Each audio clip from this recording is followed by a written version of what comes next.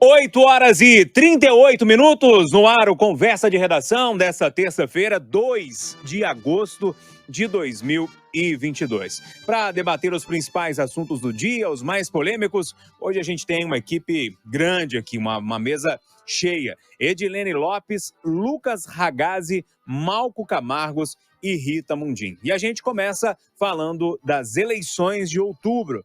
Eleições que já estão pegando fogo, né? O jornalista Eduardo Costa desiste de ser vice de Zema, critica a PSDB e Aécio Neves. O comunicador criticou famílias tradicionais da política mineira que não querem que, segundo ele, a senzala chegue à Casa Grande. Isso tudo foi dito ontem em um vídeo, né, divulgado nas redes sociais do jornalista e também hoje, durante o Jornal da Itatiaia, em uma entrevista exclusiva. Malco Camargos, eu começo com você, já que a gente está falando de política. Como é que você viu essa desistência? Como é que você vê essas questões que envolvem as negociações, a velha política? Bom dia. Bom dia, Júnior. Bom dia, amigos. Bom dia, ouvintes. Bom, primeiro eu quero falar como eleitor. A figura do Eduardo Costa, em muito, poderia contribuir com o governo do Estado por 3 fatores. O primeiro, ele é ligado às pessoas mais pobres. Tem uma origem humilde e sempre esteve ligado a causas populares durante sua carreira como jornalista. Segunda característica do Eduardo, ele sabe ouvir e sabe falar. E terceiro, talvez seja mais importante, Eduardo é um profundo conhecedor dos problemas da região metropolitana e poderia ser um líder nas propostas de arranjos intermunicipais tão necessários para sanar problemas que afetam Belo Horizonte e também o seu entorno. Mas quero falar também, Júnior, como analista. Eu não sei se é lenda ou se é fato, mas dizem que durante a Copa de 58, durante a pré-eleição antes do jogo contra a antiga União Soviética, o técnico brasileiro Vicente Feola reuniu os jogadores e combinou a estratégia da partida. Combinou a tática de cada um. Garrincha, já com a camisa de lado, sem dar ideia para o que o treinador falava, perguntou: "O senhor já combinou com os russos?" Depois do silêncio, deixa a lógica. A história da eleição da disputa de 58 mostra que a política também se faz com enfrentamento, mas também com acordo. E antes é necessário combinar com os russos, o que não foi feito no caso do Eduardo. E por fim, quero falar para o amigo. Bem-vindo de volta, Eduardo. Você faz falta. Oi, Edilene Lopes, a gente já falou muito sobre essas questões que envolvem as federações, né? E a federação foi em entrave aí nessa negociação. A gente já imaginava que a tal federação ia dar muita confusão, esse casamento aí de 4 anos entre partidos, né? E ela já mostra aí que veio. Bom dia para você. Bom dia, Júnior. Bom dia aos debatedores. Bom dia para todo mundo em casa. Pois é. Primeiro, os votos que o Eduardo Costa poderia acumular nessa chapa seriam importantes na região metropolitana de Belo Horizonte. Tornariam a candidatura do governador Romeu Zema uma candidatura mais competitiva, porque ele potencialmente teria votos onde o ex-prefeito Alexandre Calil, que é o principal rival de Zema, tem votos hoje. Esse é um ponto importante. Segundo ponto, caso houvesse a reeleição do governador Romeu Zema, conforme já disse Malco, ele seria importante porque conhece a realidade da população de Minas Gerais, profundamente, não só da região metropolitana de Belo Horizonte, mas também do interior do estado. Ou seja, a candidatura de Zema seria mais competitiva e num governo Eduardo poderia dar uma contribuição grande. Só que o Cidadania é federado com o PSDB, e o PSDB é um partido majoritário nessa federação, e tem seu candidato próprio, que é Marcos Pestana, e o PSDB tem um plano de tornar o partido novamente um partido forte, ou seja, retomar o protagonismo que perdeu ao longo dos últimos anos, e para isso precisa de um candidato próprio que faça o discurso de relembrar os governos anteriores do PSDB. A candidatura do PSDB tem essa função de fortalecimento do PSDB e também fortalecimento da figura do ex-governador Aécio Neves, que foi colocado como um pré-candidato ao Senado. Eu disse aqui desde o início que ele não seria candidato ao Senado, porque fazendo uma pré-campanha como candidato ao Senado e sendo candidato a deputado federal, as chances dele de fortalecimento são chances maiores. Então, pode haver um plano aí do Aécio Neves de ser deputado federal, de repente até presidente da Câmara dos Deputados mais uma vez, tentar o cargo de governador outra vez em outra eleição ou tentar um cargo de Senado, por exemplo, ou seja,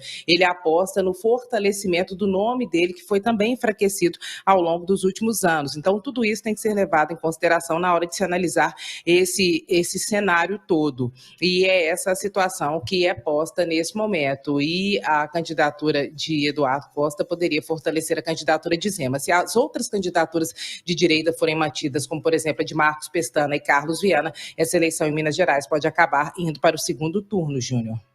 Ô, Rita Mundinho, vou passar para você para sua análise, mas antes eu vou só dar as notas aqui dos partidos. Em torno das falas do jornalista Eduardo Costa. Em nota, primeiro o Partido Novo diz que o governador Romeu Zema lamenta que não tenha havido consenso para que o jornalista fosse o candidato a vice na chapa e reitera a admiração pelo comunicador. Também nota, o PSDB, aqui de Minas, lamentou profundamente os termos da manifestação do radialista ao anunciar que não será mais candidato a vice. Segundo o comunicado, jamais houve qualquer veto pessoal à pretensão do jornalista. Apenas o PSDB já havia optado, como é legítimo, segundo a nota, por apresentar o nome do deputado Marcos Pestana como candidato a governador. Rita, qual é a sua análise dessa história toda? Bom dia. Bom dia, Júnior. Bom dia a todos. É uma derrota da tentativa da nova política, né? Eu acho que o maior derrotado, pessoalmente, nesse caso, foi o próprio governador Zema, que acredito, que ele gostaria muito de ter o Eduardo como vice na chapa dele, porque nós ganharíamos muito. A Edilene já falou, o Malcolm já falou desses ganhos, mas resumindo, a gente teria um ganho da porteira para dentro, pela capacidade de articulador e pela rede que o Eduardo Costa formou durante toda a sua carreira.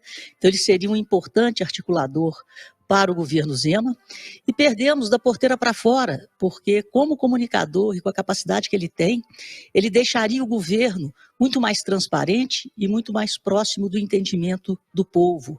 Ele seria como um professor de democracia. Então, eu acho que foi uma perda muito grande para Minas Gerais e lamentável. E o que eu enxergava nessa dupla Zema Eduardo Costa era a junção da boa gestão com a boa comunicação. Que perda. Ô, Lucas Ragazzi, além dessa desistência, enfim, que você fique à vontade para comentar e fazer sua análise, tem todo um xadrez aí que está sendo mexido nessa última semana, né? Bom dia para você. Bom dia, Júnior. Bom dia a todos aqui no Conversa. Bom dia aos nossos ouvintes. Primeiro, que eu acho muito interessante a gente analisar a figura do Eduardo Costa, que sempre foi um jornalista muito imparcial e muito crítico com todas as partes, né? Ele já fez diversas críticas ao governo federal, ao próprio governo Zema, ao ex-prefeito Alexandre Calil, ao PSDB. Então, é uma figura que nunca se colocou aqui na rádio para tentar conseguir alguma coisa politicamente. Pelo contrário, sempre foi muito crítico com todos os governos, com todos os partidos, com todas as tendências políticas, né? Inclusive, já fez elogios também a gente de esquerda, já fez elogios a gente de direita, de centro. Então, uma figura politicamente muito relevante e sensata aqui em Minas Gerais. Ô, Júnior, sobre essas articulações, essas construções políticas, o Malco falou um pouco sobre a dificuldade, né, que ainda mais agora com as federações. Eu acho muito interessante ver essa atuação, esse planejamento do PSDB para a eleição desse ano, porque, como a Edilene colocou, não está sendo uma candidatura para competir pelo governo do Estado, né? O Marcos Pestana, que foi um ex-deputado relevante, um bom articulista político, é uma pessoa com conteúdo, mas que você não vê ali na pré-campanha ao Marcos Pestana movimentações relevantes para que realmente tentem levar o nome dele ao eleitor. Ele não tem redes sociais fortes, ele não tem marqueteiro, pelo menos até a semana passada ainda não tinha uma grande campanha de comunicação, a gente está batendo na porta aí já para o início das campanhas.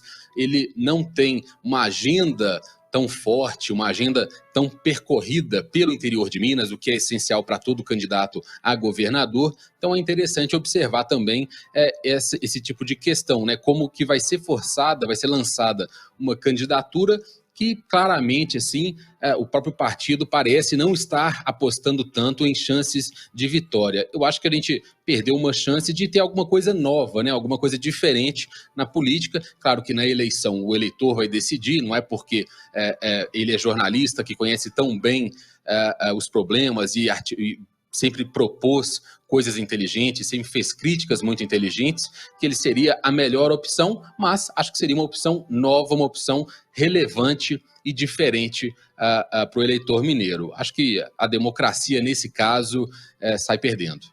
Júnior, Oi. rapidamente, agora a gente tem que saber o dia e tem que ser até sexta-feira, que o Partido Novo vai anunciar o vice, que a princípio será Matheus Simões, que é do próprio Partido Novo, e hoje o governo exonerou figuras importantes, como por exemplo o secretário Igor Eto e o adjunto dele, Gustavo Corrêa, conforme nós adiantamos, que iria acontecer na semana passada, porque os dois, assim como outros integrantes da equipe de comunicação, por exemplo, vão participar da campanha do governador Romeu Zema, e por isso, a partir de hoje, não fazem mais parte dos quadros do governo do estado. Pessoal, vamos virar essa página aqui então.